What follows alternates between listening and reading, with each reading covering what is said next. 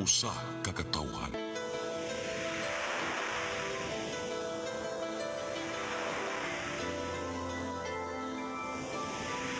Cebu Catholic Television Network.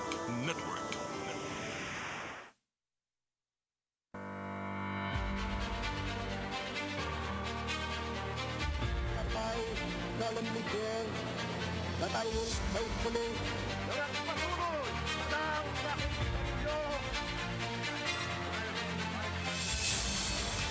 A prosperous and free democracy can be built in the Philippines upon the ruins of war, the prestige of a man, and the American way of life. La más hermosa lección de diplomacia. All this kindness, all this courtesy. They cannot succeed without the support of the people. We cannot succeed without the support of our people. But I was not fighting for lawyers, but for the people. Kadalang-dalang na bumubuo sa isa-sampung kongreso. In times of financial and economic stress, I, Rodrigo Rua Duterte, fulfill my duties as President of the Philippines. For 48 years, we have been making a difference in the lives of Filipinos. We are Parole and Probation Administration, Region 7. Our reach extends across Cebu South, Cebu City, Cebu North, Bohol, Negros Oriental, and Siquijor. Our region handles the third highest number of cases in the entire Philippines, but we continue to deliver the essential services with unwavering commitment. We go above and beyond to deliver comprehensive investigation.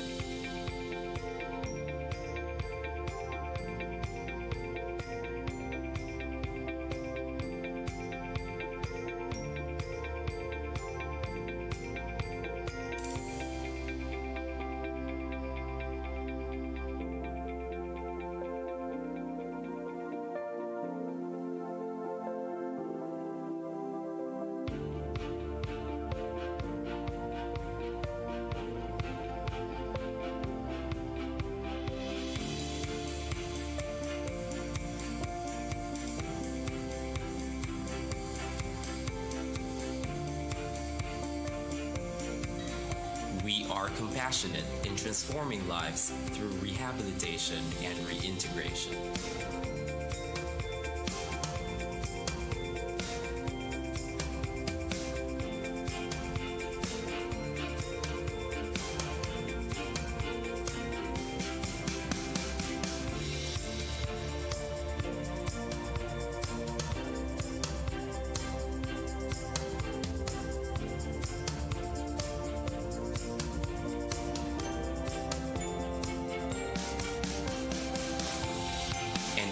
Continue to build stronger bridges to our partners.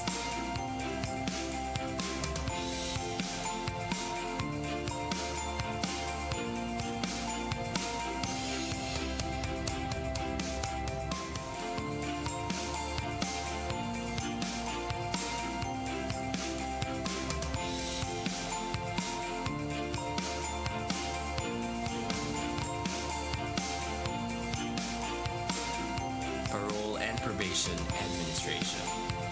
48 years of redeeming lives and restoring relationships.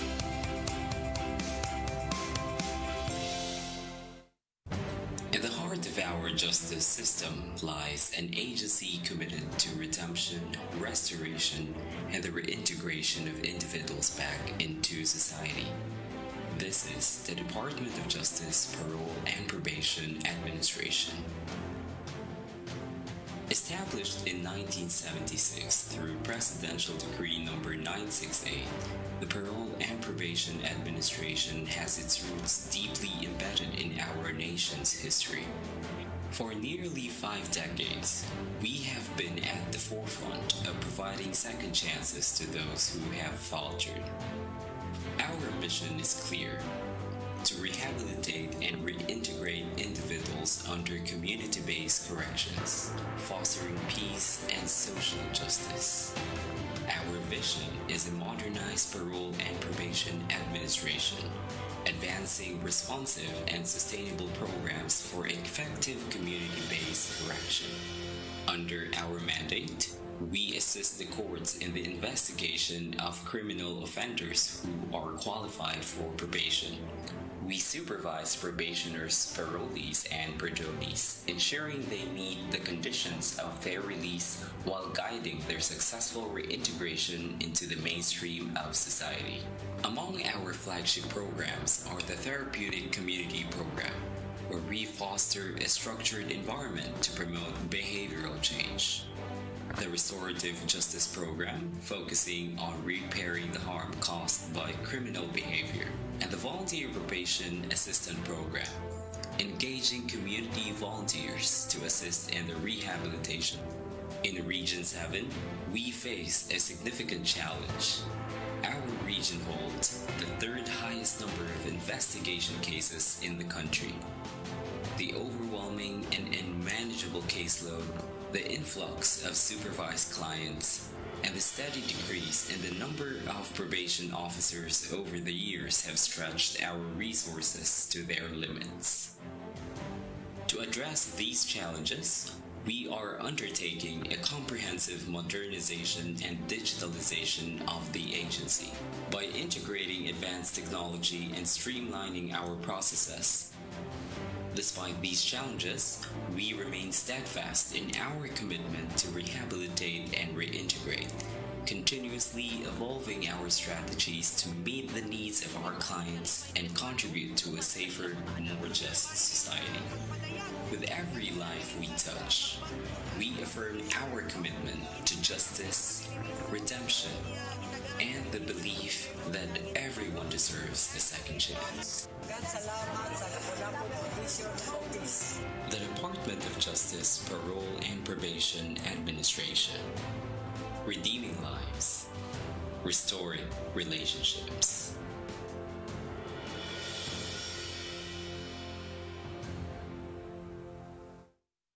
That was our 2-minute, 3-minute primer on our topic for today. Mayong buntag or mayong gabi, depende kung usang orasa mo nagtanaw. If you're watching us on a Saturday, that will be good evening, and Sunday replay will be good morning. Mauni ang Politics and Beyond. Ako si Eric Espina.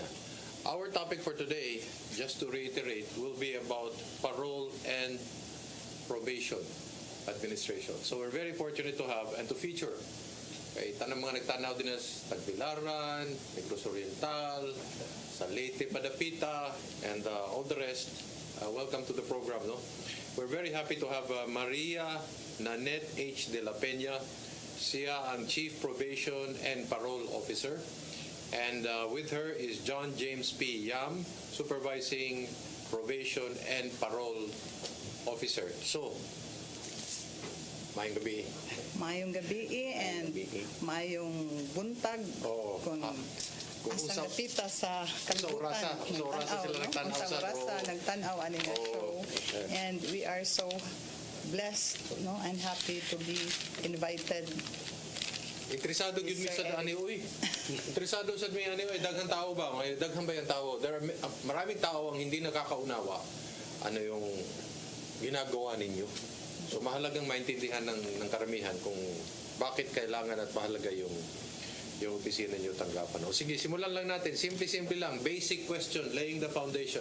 What is probation? Okay,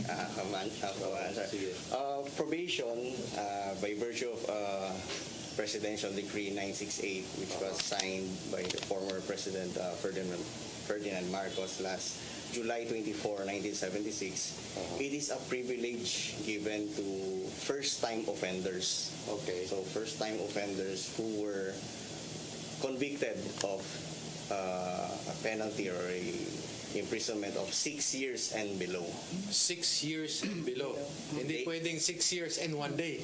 Kasi hindi na disqualified. Yes, disqualified. yes, Kailangan 6 years. Yun na mo ng balaod yun. Okay, 6 years and below.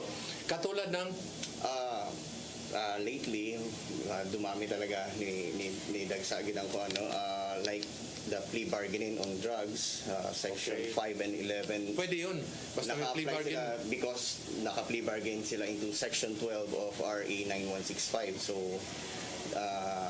less than 6 years ang penalty nila or ang ilang imprisonment. So, they apply for probation, mostly drug offenders, which is 95% or 90% of our caseload ngayon. Until now, yes. I'm very innocent about this, like many of you know who are watching. Hindi nila tinitignan yung kung gaano kalaking bulto-bulto ng drugs basta pwede kang humingi ng ganun. I mean, Hindi. There is certain quantity of the drugs confiscated, and for Section 5 it should be less than 1 gram. 1 gram. Okay. So, less than 1 gram. Doon papasok ang plea bargaining ng framework ng Supreme Court. Okay. So, ano pa? What are the other offenses? For mga petty like violation of RA 9287, yung mga illegal gambling, slight physical injury. Basta the end point is 6 years and below ang sentensya nila, pwede po silang mag-apply for probation. Basta first time offender. So pag strike 2, no more probation. Disqualified. Once lang kasi sa Philippines ang allowed.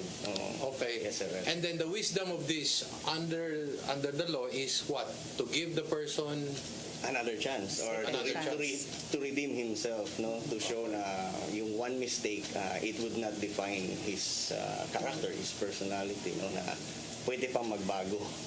And also to give the government a less costly alternative to imprisonment. No, kay malaki ang maintenance sa jail kung nandoon sila sa loob. And to prevent recidivism. Okay, malalim na salita yun. Ibig sabihin yung paulit-ulit. Yung paulit-ulit ka, no? Parang incorrigible ka na kasi talagang malupit ka, no? Pahalang yung yung bituka mo. So, most of the cases, 95% or 100%, I don't know what is the quantitative relationship, but in most cases when you ask for probation, usually if you're a first-time offender and you fall within the parameters 6 years and below, usually the court will grant this. Yes. Are there objections to this? Have there been occasions na nag-object? Meron naman po, Sir Eric. Of course, legal disqualification, no? Na nakita na siya previous conviction na before he was convicted of 6 months and 1 day above na imprisonment. Pero kung before meron siyang conviction na 3 months lang, pwede pa rin. Kahit na-convicted siya dati? Halimbawa. Ano yung 3 months na yun? Kasi baka hindi months, like slight physical injury or halimbawa, before hindi siya nag-apply kaagad ng probation, na huli siya ng PD 1602 which is also illegal gambling. Okay. Usually may fine lang yun ng 500 or imprisonment of less than 6 months. So pwede pa rin siya mag-apply. Pero kung ang imprisonment niya before it already exceeded 6 months and 1 day imprisonment, yun yung makakapag-disqualify sa kanya. Okay. And then kung meron siyang fine na more than 1,000 pesos, disqualified din po siya. At saka sir, yung election offenses. Hindi kasama? Hindi siya pwede sa probation. Election gun ban, mga ganun po. Election gun ban or perpetual disqualification, parang ganun yun. Pag perpetual disqualification, hindi ka nakasama sa probation. What entails, ano ba nakapaloob dito sa probation? So let's assume na binigyan ako ng korte. How long is the time lapse? The time motion usually. Time frame, no? O depende sa huwis yan, depende sa korte, sa caseload. Depende po sa case classification. Doon po papasok yung paano namin inimbestigahan, i-check kung ano ang suitability ng isang so kayo mag-iimbestiga? Yes. Merong mga criteria sa yung factors such as socio-economic, yung age, yung sex, yung employment. So yan ang binibigyan namin ng consideration paano i-compute yung number of probation, years of probation period. Okay, so let's say, but in the meantime, hinihiring yung kaso ko, nakakulong ako siyempre. Nakadetain ako. Well, sa sample na lang po natin, no? Kung 511 dapat non-bailable, pero recently pwede na makapag-bail, no? So while applying for probation and then makapiyansa, pwede. However, merong iba po na hindi kaya or hindi maka-afford, so they will stay in jail, detained while pending the application for probation. So, for example, okay, pumayag ang korte, tinanggap yung endorsement nyo. Kailangan may endorsement yata ninyo? Report, meron po kami tinatawag na post-sentence investigation report. And then, do you make an endorsement or disqualification? Recommendation. You make a recommendation? Yes, however, hindi po 100%, pero most likely it's granted. It's granted. Kung mo recommend me na ginagrant ng court, kung makita ni judge or the court sees na tama yung namin recommendation, then some circumstances na binabaliktad ng court is when like ma-depreciate yung seriousness ng crime. What do you mean by na-depreciate? Parang currency yung sinabi, parang pera yun. Ano ibig sabihin ng There was one case na pag assess ni probation officer, pinagrant niya. Like halimbawa the case was acts of lasciviousness or rape yata yung multiple counts. Tapos nag-plea bargain and then acts of lasciviousness, so nag-apply for probation. However, pagdating sa judge, sabi ni judge na, parang na-depreciate naman yung crime na nakumit ng tao na to. Parang hindi siya bagay na ibalik sa community kasi again, for multiple counts na rape naging acts of lasciviousness, tapos magpo-probation pa. So na-downgrade yung... Yes, parang na-depreciate yung seriousness ng crime. So it is again, we submit ourselves to the sound discretion. But this is more the exception than the general rule, di ba? Yes. That's what you're saying. So ngayon, pag isang tao, sinintensya ng korte na probation, hatagan siya ko ang probation. So, how does that go? He is released from custody. Yes. That's how it goes. He is released, and then who takes custody of him? The Parole and Probation Administration. Are we saying that we have enough parole officers? Yan po yung challenge, Eric. Yun ang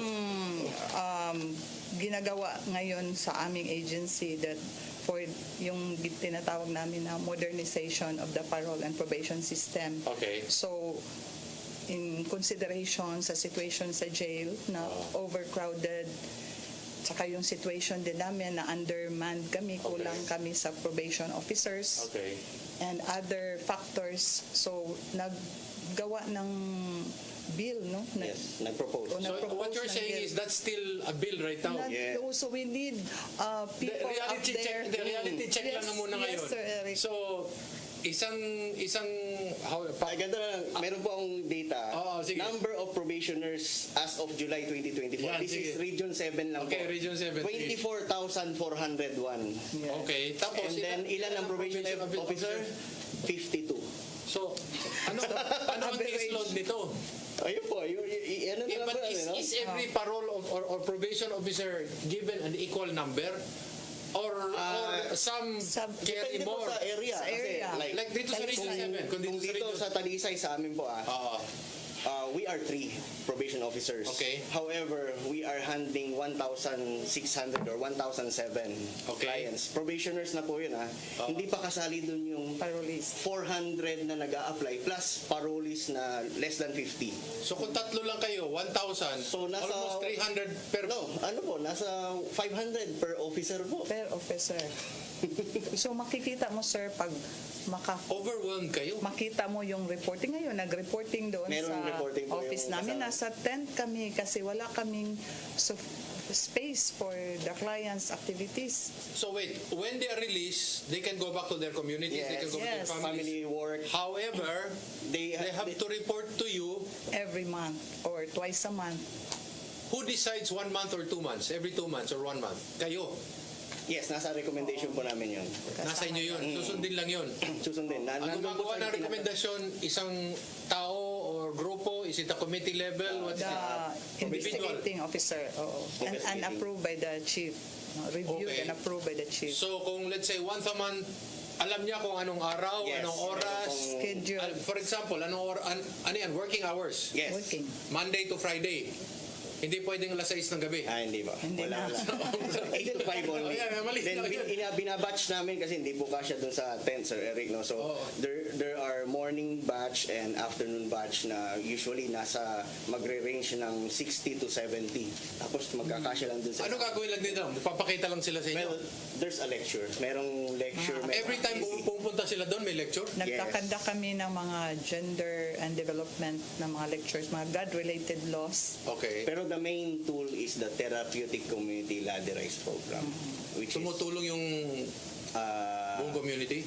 Hindi po. Yun po yung rehabilitation tool na ginagamit ng agency since 1990s pa po. Yun ang ginagamit sa mga drug rehabilitation centers. Okay. Creating a community within the Lalo na kung yung under probation drug offender. That's what you're saying. Yes. Paano kung hindi drug offender? Well, kasali na rin po. Kasi kasama sila sa anti-drugs din. Kasama sila sa... Meron kaming classification, sir, na halimbawa kung nasa medium lang siya or yung minimum na supervision lang. So, pwede namin na hindi isali doon sa therapeutic. Yung parang... So, you're saying a person under probation, meron niyang extreme, merong classification. May classification. So, kasi minsan, merong napasok sa probation na hindi talaga siya yung talagang totoong may ng victim of circumstances lang. Victim of circumstances siya. Siya ang nambibiktima. Yun ang sinasabi niyo sa mga circumstances. Ganun. Okay. Merong mga ganyan na parang hindi talaga niya sinasadya na gawin or minsan hindi niya alam. Okay. Oo. So, yun ang binibigyan. Ano yung mga ladderized status? Yung medium? Paano yan? The classification is minimum, medium, and maximum. So, usually, yung galing sa... Yung tatlo na yun, kailangan magpakita sa inyo? Yes. All of three of them mas magpakita sa inyo? Sa frequency lang magbabago. So, yung hindi masyadong grabe, ano yun? Once a month, pwede siya. Once a month? Minimum lang yan. Minimum, medium. Yung maximum usually twice. Yung like parole month. Twice a month yun? Tapos shorter ang probation period noong minimum. Yes. Minimum usually 6 months lang po ang probation period. So wait, so ganito yan, no? So magpapakita sila sa inyo. Yung the day, ang adlaw, klaro yun ba? Yes. Malinaw kung anong araw sila. Naka-assign sila. At yung oras. Yes. Yun lang yung dapat na hindi sila pwedeng magrehistro lang. Yes. Kung minimum, pwedeng magrehistro, uwi na. Pero ang nangyari dyan, sir, dahil sa dami nila, yung opportunity na makaharap namin sila ng sufficient time, halimbawa mag-counseling, parang mahirap na gawin dahil sa dami nila. Kasi undermanned kami, kulang kami. So yung mga problema na malaki lang, yun ang binibigyan ng consideration nila. Ibigay sa akin. So kung sino yung mas mabigat, yun ang talaga binibigyan ng problematic. Like merong pag random drug test, may nag-pass ulit. So pasa kay Hepe for mag-solve ng problema. Politics and Beyond will be right back after these few reminders.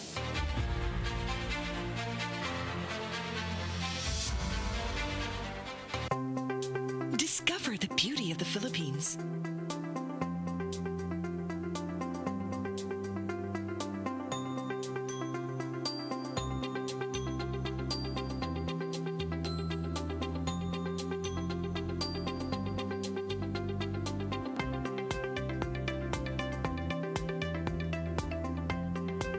With Philippine Airlines, the country's flag carrier.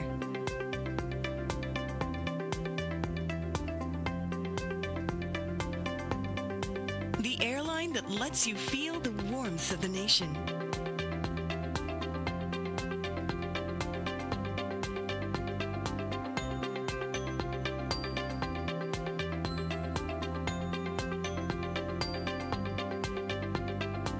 Mabuhay.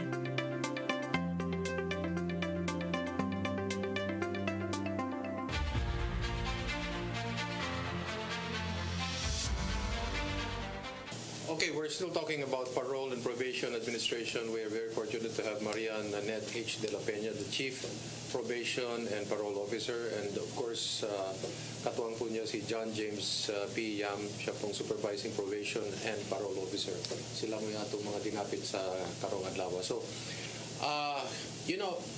this is only the first question. You're giving us already a big problem, no? I mean, you're undermanned, understaffed. I hope not underpaid, but So how can you handle all this together? It's like having so many children running around. Yes, all the problems of the clients ibigay sa amin. So we can be teachers, we can be educators, counselors. Hindi ba pwede doon sa mga light, pagpakita lang, pirma, tapos alis na, para kumonti naman yung mga numero na tao? Hindi pwedeng ganyan? Hindi po, kasi sponsor ka ng regular man. So, like sa akin, yung group ko, every first and second Wednesday. So, dapat dun lang sila magre-report. Then, they are divided into morning and afternoon group. Okay. Then, yun sa sinasabi mo na... Kung minimum lang, yung maliit lang ang ginawa ko, hindi pa pwedeng pirma lang ako, nag-usap tayo, pagkatapos alis na ako. Pero yung probation period niya, sir, na 6 months lang. So, ibig sabihin, 6 na bisis lang sa yung probation period. That's only 6 days. 6 days lang yan, 6 na bisis. So, I'm just thinking in terms na sa dami ng mga tao, para kumonti lang, makafocus kayo dun sa mga more serious problems. Problematic. Yung mga problematic kasi hindi nga masyado, that's just an idea, no? I mean, offhand, but I don't know if you will look pero into that. minsan din, Sir Eric, meron ding tip of the iceberg lang yung kaso niya, halimbawa, na huli siya sa illegal gambling. But as we go through the investigation, mas malaki pa gumagamit pala ng drugs. Siya, hindi nahuli.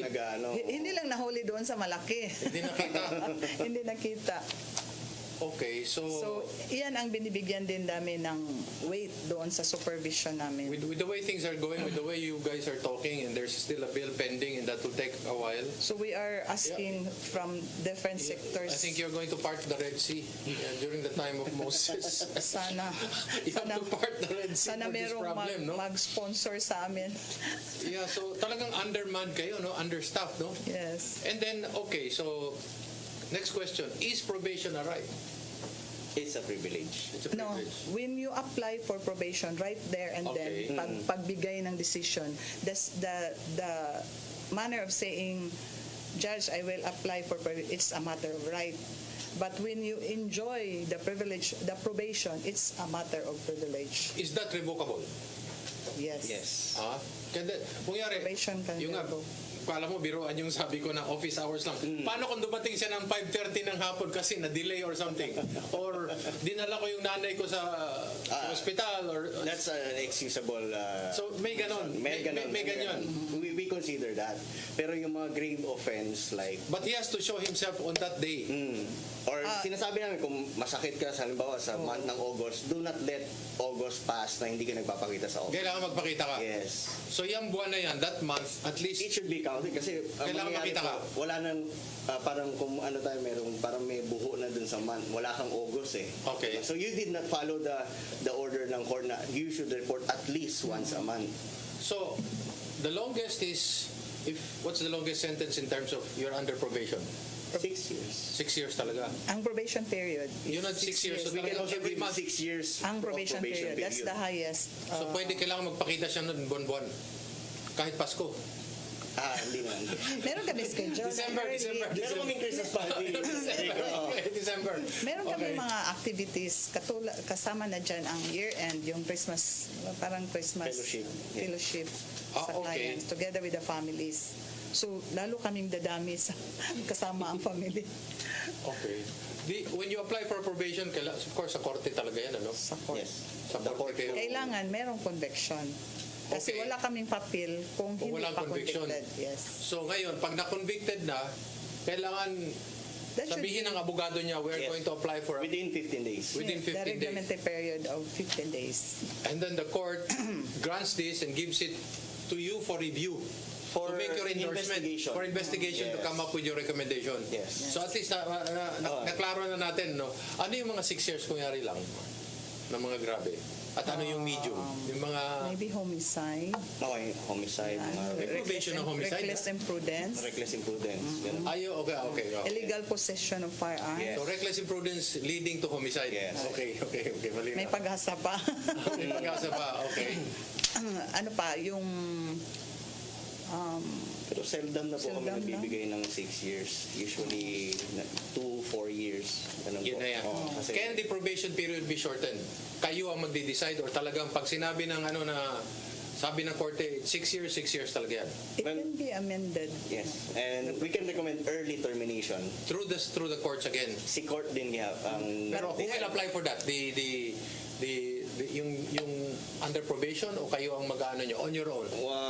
First, kung meron po siyang contract or pupunta siya sa ibang bansa. Merong certain conditions. Pwede yun, ha? Pwede po yun. Okay. As long as, anbawa, magiging immigrant na siya doon. And then there's all the proof na by next year. So dapat we will file a motion or a report sa court for early termination for this probationer para matupad naman yung pero dapat he followed the conditions set na he regularly reported, he attended the rehabilitation program. Dapat exemplary yung change, yung performance niya.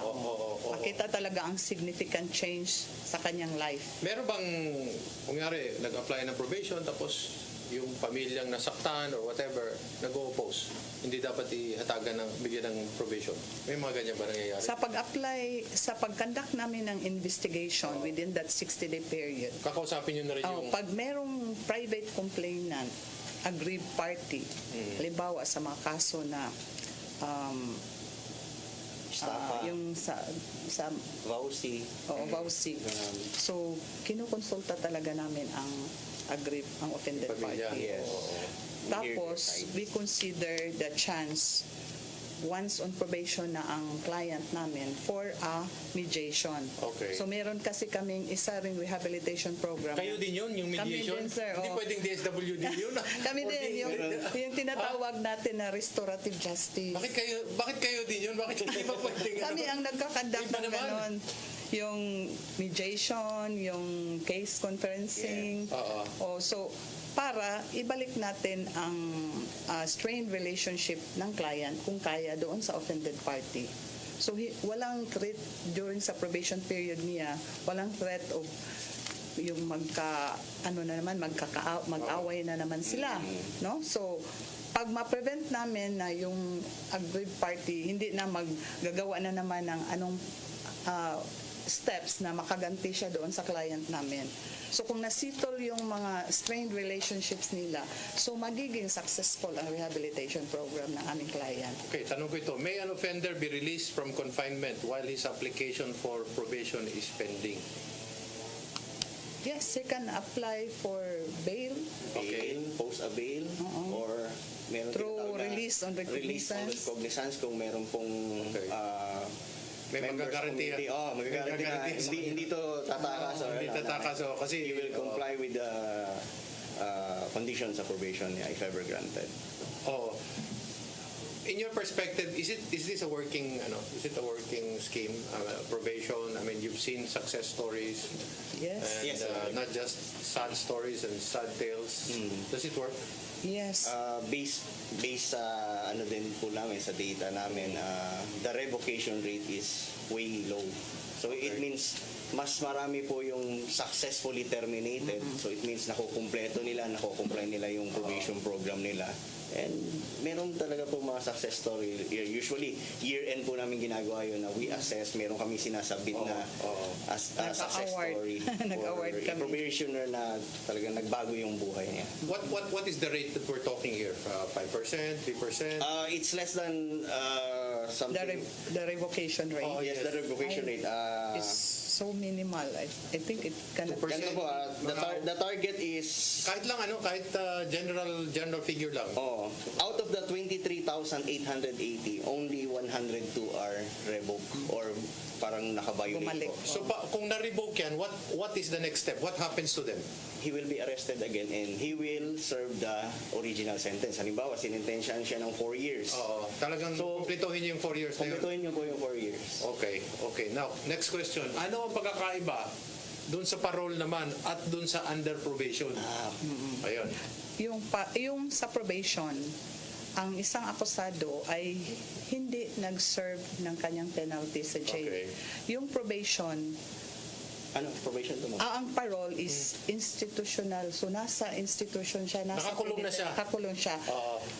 Pagtapos niya, pagserbihan niyang minimum sa sentence niya, so pwede na siya mag-qualify na siya for parole. Pwede na siya humingi magpa-parole. Yeah, so yung rehabilitation program niya inside the penitentiary will be continued outside in the community through the parole and probation office. Kayo na naman yun. Kami na naman. So, Sa amin na naman po.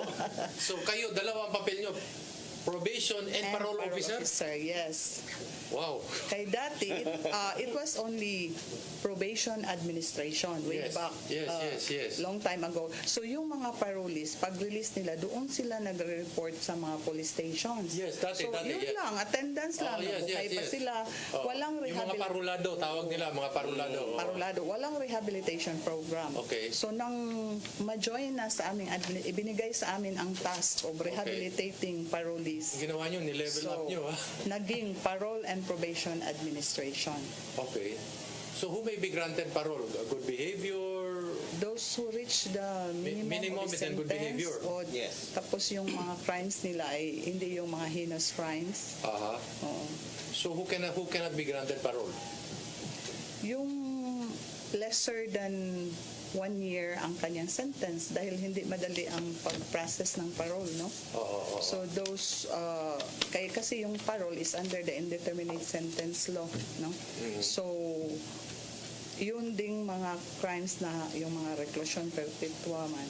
Kasi wala po yung minimum eh. Oo, kailangan merong minimum and maximum sa kanyang sentence. Question, yung mga nasentensya ng life sentence, no? Tapos talagang maximum 20 years, the usual, no? Pwede ba sila maging parolado? Doon siya sa yung tinatawag natin na executive clemency, no? O kasi baka may sakit. i-commute yung sentence So nila. commutation ito, ang mangyayari nito. Nandyan siya, under siya sa executive clemency program. So this is, hindi siya parolado in that sense. Para siyang yung sentensya niya na commuted. Yes. Then, Binabaan. after that, kung mag-qualify na siya for conditional pardon, yung conditional pardon, ang kailangan is the one-third of the original of the sentence, Has been served. Oo, so katulad din yan, lalabas din siya as a conditional pardonee. Papupunta rin sa inyo yan? Yes. Pati yan, inyo pa din yan? With parole conditions. So yung na-commuted ang sentence sa inyo yun? Yung commuted, maghihintay pa siya para mag-qualify siya. Yung malesser ang pag na-lesser niya, pag mag-qualify na makalabas na siya, sa amin pa din. Sa inyo din nabagsak. Yung sa conditional pardon, hindi na kailangan yun. Yun na ang Kasama privilege din na yun. lalabas siya. On conditional pardon with parole conditions. Let me ask you a question. We had a president who was hindi nagre-report sa inyo. I'm just asking. Ano ba yung status doon? Kasi kailangan malikot ang isip natin dito para masagot yun, ano? Hindi nyo naisip. Para hindi ko naabutan. Hindi nyo naabutan. Diba? May ano yata, diba? Nabigyan ng ano yun? Pardon yun yata yun, no? Pardon yata ang nagbigay doon eh. Pag absolute pardon. Na absolute pardon. Hindi na mapupunta sa inyo. Hindi na. Kaya yung malinaw, yung conditional pardon lang ang pupunta sa inyo. Kasi wala na yung conditions eh. Absolute na yun. Absolute na yun, ano? Parang erase na lahat. Erase na lahat. So all your political and civil rights have been restored, no? Oo. So balik na sa inyo, pwede ka nang tumakbo, kaya nga pwede tumakbo, mga ganun, no? Ewan ko lang kung mangyari kaya yun, mga these days na conditional pardon ng isang malaking tao, tapos kailangan mag-report sa inyo. Ang hirap ma-undergo sa aming supervision. Mga ganun, oo. So, okay. So, napag-usapan natin yung commutation of sentence. And then yung conditional pardon, paano yun? May mga bagay, or may mga ubang mga butang na dili niya pwedeng lapason. So, what would be a conditional pardon? Like, give us an idea. Yung residence niya, kailangan kung ano yung nasa kanyang release document, doon siya makareside. No? So, bawal din sa kanya ang mag-commit ng another offense. So, hindi siya pwede lumipat ng bahay? Pwede siyang lumipat Pero ng ibang magpaalam lugar. siya? Meron siyang approval sa Board of sa amin opisina. Sa inyo? Sa inyo yun? So, meron ding proseso dyan. Okay. I-check muna namin kung ang veracity ng kanyang sinabi na doon siya titira sa address na yan. Okay. So through our inter-office investigation. So yung opisina namin sa lugar na lilipatan, yun ang mag-check kung totoo talaga na existing yung bahay niya doon. Okay. Babalik po natin programang Politics and Beyond. Pagbabalik po natin, tatanungin lang natin kung talagang nakakatulong ba itong commutation, sa karanasan ng mga kausap po natin, at pati itong tinatawag nating yung absolute pardon, hindi ba umuulit sa pagbabalik when Politics and Beyond returns?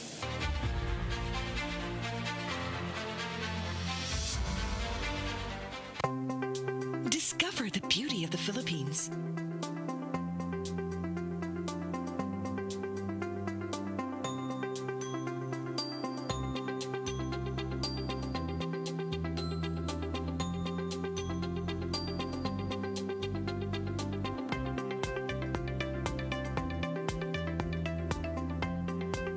With Philippine Airlines, the country's flag carrier.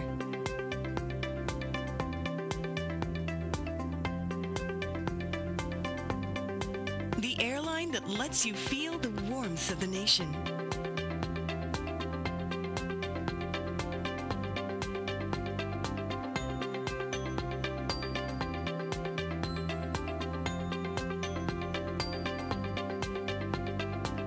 Mabuhay.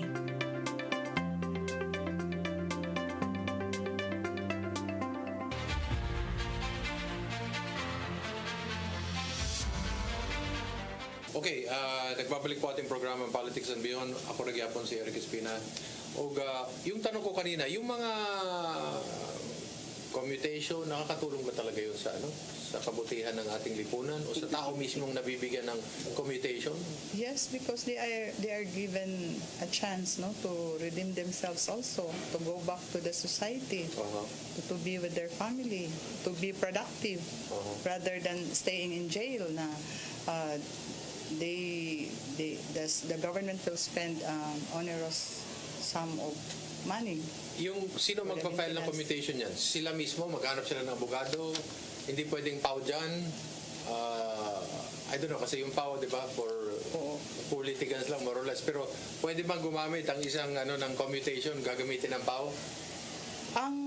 Ang agency talaga na nag-work dyan, halimbawa yung nasa local jails natin, yung sa BJMP, sila na ang gumagawa noon ng yung halimbawa yung computation sa Good Conduct Time Allowance, GCTA, para ma-lesser yung yung sentence na is-serve or titirahin ng isang PDL sa loob. So sila na ang magsasubmit ng mga documents doon sa Board of Pardons and Parole. So kami, papasok lang kami sa scene kung halimbawa nag-process na yung parole niya or conditional pardon, papasok kami kung mag-conduct ng kami ng community interview doon sa area of residence ng... Ito sila, bumibisita pa rin to sila sa inyo? Hindi na? Nasa loob sila. Kung lalabas na sila... Makalabas na sila? Bibisita pa rin sila? Under our supervision. So, once a month din sila? What are the conditionalities? Parole is mas mas severe. Twice, at least twice a month. Twice a month, kailangan...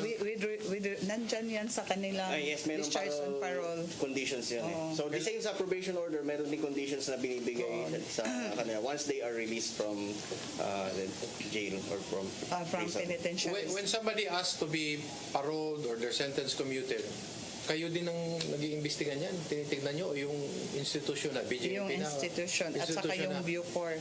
Meron kaming mga probation officers na naka-assign yung mga offices namin na malapit sa mga penitentiaries.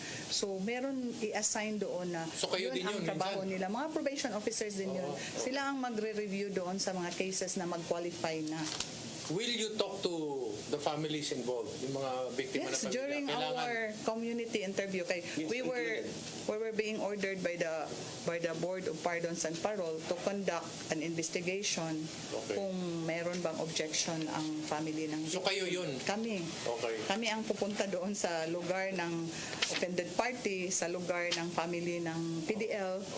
So, piniprepare sila. How many times can you apply for this? I mean, itong tao na deny after 1 or 2 years, apply ulit. Because in other countries, that's what they do. And then the family members are present and there's about 4 or 5 people. They listen to this person applying to be paroled. And then the family talks also in front of a committee of 4 or 5 and then either denied or granted. How many times can you apply for this once it's been denied?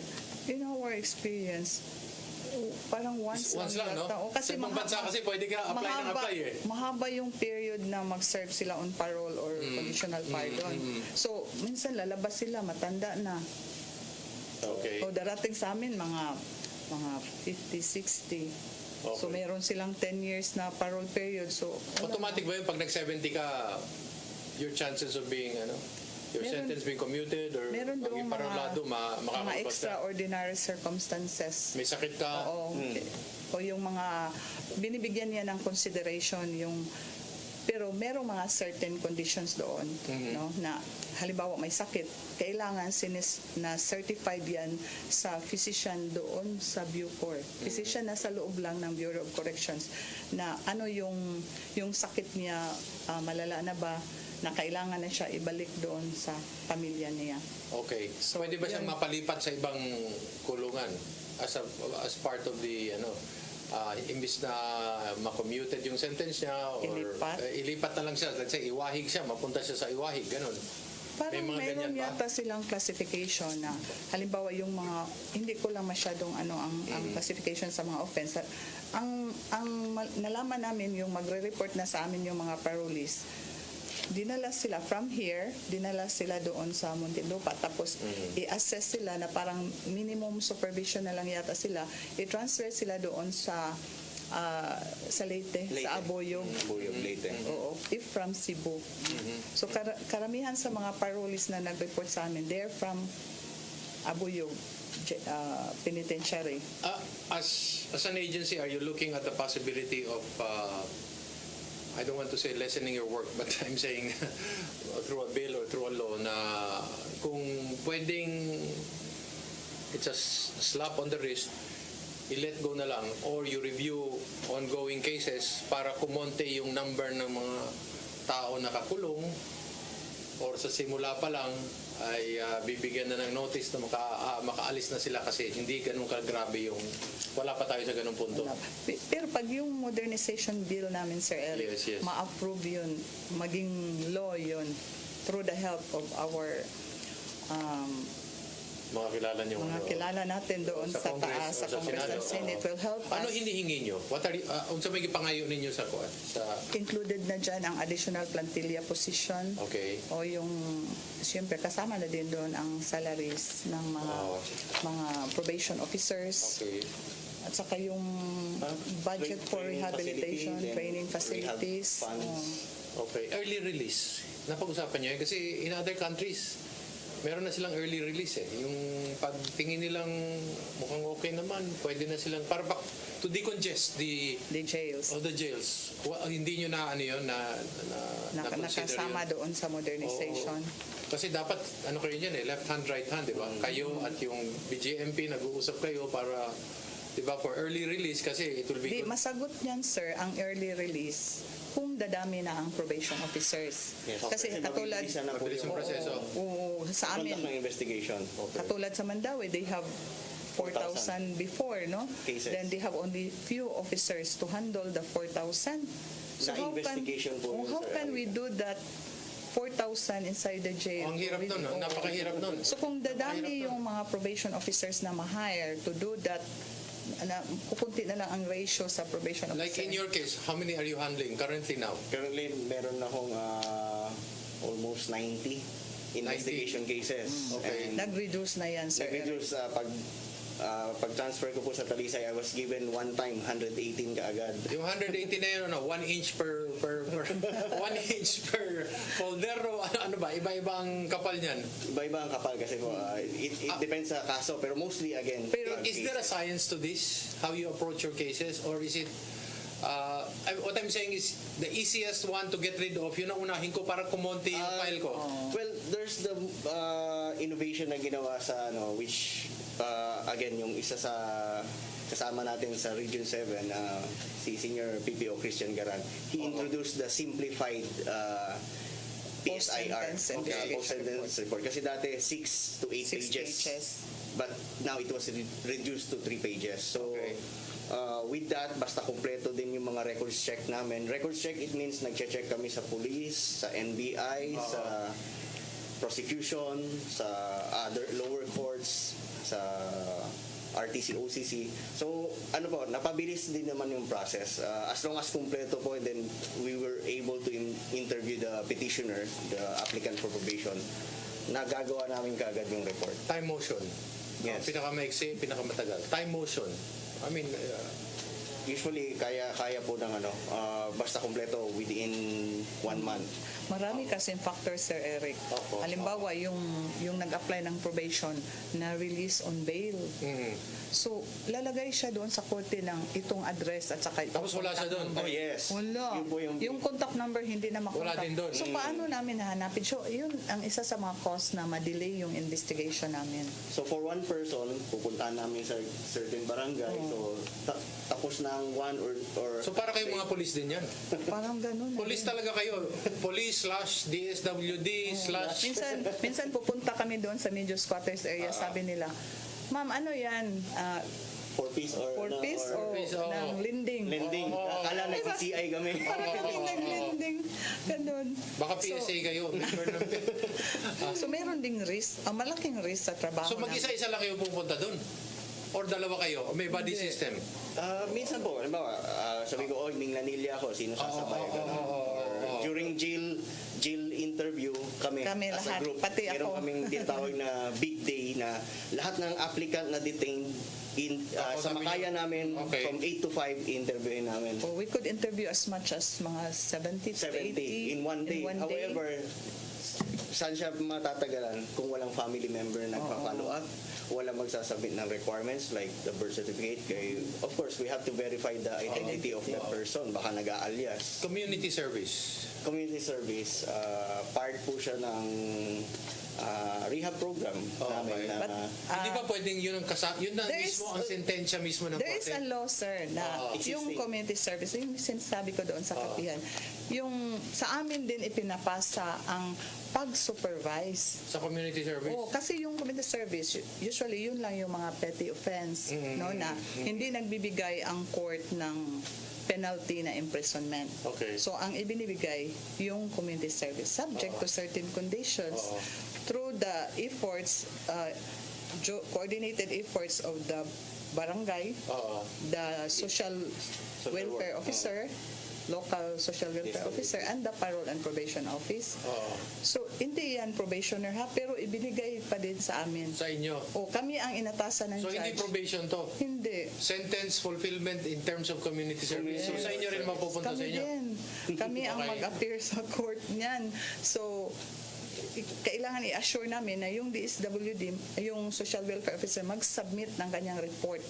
Nire-review namin ang report. So, if he really complied with the community work service, which is i-attest din ni barangay.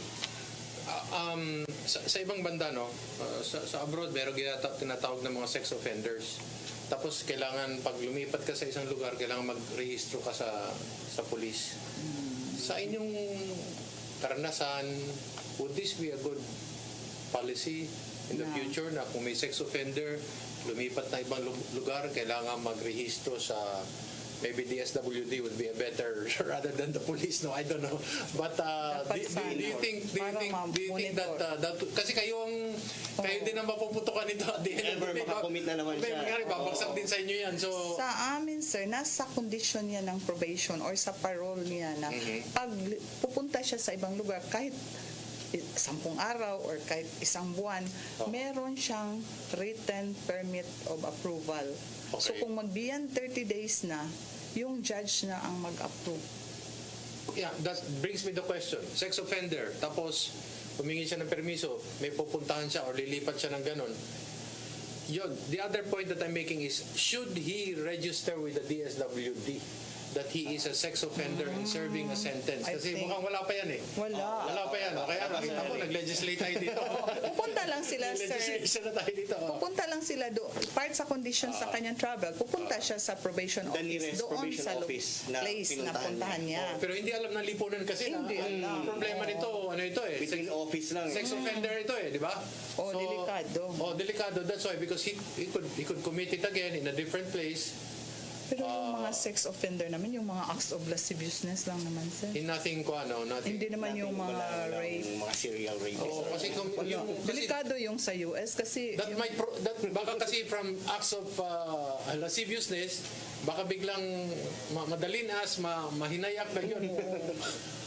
So, pero constantly during sa reporting nila every month, binabalik-balik namin yung conditions nila na never to commit another offense again or else the probation will be stopped. Okay. And they will serve their sentence in jail. Meron sila sa US yung strike 3. Pag strike 3 talagang kahit anong gawin mo, kulong ka talaga. Sa atin wala. Isang business lang. Strike yan. one. Strike Pero one. marami pang mga reconsideration. Ganun. Basta ang condition, ang importante lang dyan, Sir Eric, na yung pag magkamit sila ng offense, hindi sila makonvicted for the second time.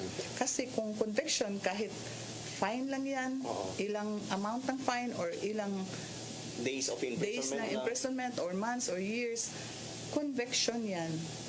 Grounds yan for the revocation of the probation or the parole. This is an ongoing debate, no? Yung pagbabalik ng death penalty. Kasi kayo nakakakita ng mga actual mga offenders, eh. Of course, hindi ganun kagrabe. Pero what I'm saying is, kung kayo ang tatanungin sa isang, if you're going to be asked in a Senate hearing or a congressional hearing, pangutanong mo, kung sa'yo tanawin ninyo aning death penalty, kaya kamo may nasa front lines mo gid mo. Because our mission in life is redeeming lives, restoring relationships. Yun ang namin yung motto namin. Okay. So we go for the restorative justice rather than the punitive justice. Okay. And then capital offense would still apply here. You're talking still about life imprisonment, mga ganyan. Yes. Or several life Basta wala lang imprisonments. death. Basta wala lang walang death. Kay there are also some na talagang victims of circumstances lang. No? We know their background, where they started, and one of the factors is the environment, the community. No? Sa Mga tingin social nyo, problems. Again, I'm thinking in terms of trying to decongest the prison system and then to lessen your job. Do you think there are certain offenses that we should lighten the penalty so that mas malaki yung hindi makukulong? May nakikita ba kayo ganun? Kasi ganun ang yun ang direksyon ng iba ngayon. Yung sa drugs, na-lighten na. Section 5 is life imprisonment. Yung nabibigyan lang ng community service, yun, light na yun eh. Continuous yun. Dapat palakasin yun. Hindi na sila pinapasok. Kasi maka-apply pa sila ng probation. No? How about yung illegal gambling? Baka pwede yun sa community service? Well, some courts are giving instead of 30 days imprisonment, pinapa-community service. Or sometimes they were only allowed to pay fine. But there are also clients namin na kahit fine lang ang binigay sa kanila, they go for probation because they know the positive effect of being under probation. Lifetime effect sa kanila. Yung privilege. Kung ikaw ay under probation, pagkatapos nalusutan mo yun, or parulado ka, or ex-con ka nakalabas, mahirap ba maghanap ng trabaho? Well, that's one of the benefit kung matapos niya yung probation niya because we have that MOA with NBI na once na natapos or na-complete niya yung probation program, his previous conviction will not be reflected in his NBI clearance. Ganun ha? Ang nakalagay na lang is no pending case. Okay. So at least, para malinis pa rin. Compared sa yung hindi na no derogatory record for those who were not convicted. Pero the point is, pag tumingin si employer, there is no case or criminal case reflected sa NBI. That is one of the benefit na since sa anong year pa yun na merong memorandum of agreement with the NBI. You know, I've read many cases in other countries where a person was sentenced to death and then later on because of judicious acts by newly graduated lawyers, they review the case and then they refile it and then nakakaalis, iba yung may kasalanan, no? Pero nasentensyahan na ito ng kamatayan. Brings me to the question, highly theoretical, you may not answer it. Posible kayang merong nakulong tayo na nasa death row pagkatapos yung pala walang kasalanan. Or talagang natuluyan natin tapos walang kasalanan. These are the things that bothers the conscience, di ba? Yung kasabihan na better to release 100 convicted individuals rather than imprison one innocent individual. Victims Compensation Act. Yung parang nasintensyahan siya ng wrongly accused. Meron siya maka-avail siya ng compensation sa government. Pero kailangan nila i-process pa din yan. Oo, tapos hindi yata masyadong malaki yung yung compensation is not kung halimbawa you are a doctor, then you were in prison for 20 years without later and you will be found out na you are innocent. So how many years, 20 years of wasted opportunities. Lost opportunity, no? So, you know, this is very interesting because yung dami sa ating tao hindi nila alam yung ano yung pagkakaiba ng parulado, ng sentence commuted, yung under probation. Baka isip nila under probation, yung nasa eskwelahan, under probation, no? So, mabuti yun, at least malinaw. Ito yung mga taong kailangan yung kausapin. Huwag sana mangyari yun, ano? But any final words before we close the, as final... in behalf of your... Yes, in behalf sa Region 7 ng aming Ano pangalan? Banggitin mo na para wala tayong problema. Ni RD, Regional Director Rosana Villardon Soletti, our very kind and very dynamic leader here in Region 7 that was she was able to cut our investigation cases by half. Yes, pagdating niya. She has so many innovations done sa Region 7. And we're sad to say that maybe she will be retiring by December. Dapat gawin siyang consultant. Dapat, sir. So, we are very proud na under kami sa leadership niya. No? Then, yan lang. Parang i-promote namin yung sana merong tutulong sa amin na yung modernization bill namin ay maging law na sa wakas, magkatotoo para matulungan natin yung nasa loob pa. Ito, itatanong ko sa iyo, hindi kay ma'am, kasi alam mo naman, tingin ko medyo emotional si ma'am. May mga cases ba na talagang nadala ka, parang naawa ka talaga? Yes. May mga... parang na-feel ko na bakit ka na convicto or bakit you had that situation ngayon, andyan ka, pero again sinasabi ko na beyond reasonable doubt na tapos lalo na you said na guilty na, so you have to face the consequences of your actions. Pero again, we should be professional and hindi papadala sa emotion, although again, pero naawa ka din. Naawa parang ipinagkait ng tadhana, ganun. Parang sabi nga, meron ako na interview na kargar niya yung buong mundo. Kambal daw niya yung kamalasan. So parang may ganun sa Eric. So parang na-orphan siya, tapos na-barkada, wala nag-guide sa kanya. So may mga ganun talaga, tapos wala na, parang napabayaan. Pero once na given this chance through probation, unti-unti naman po, hindi naman abrupt or within 1 month na pag-report magbabago na. Yes, within that period, makikita na po namin yung changes sa life niya na may chance pa pala, binibigyan pa pala kami ng importansya. We have this government agency na hindi kami binabrand or there's no stereotyping na mga kriminal or ex-con yung mga term. No? So that's why sa therapeutic community we said good morning family, ganun ang greeting namin. Nice. Because they treat themselves as brothers and sisters, kasi parang we explain to them na you are in the common ground kasi nga pareho, common factor. You committed an unlawful act, but you are also here para magbago. So, sabay-sabay kayong magbago.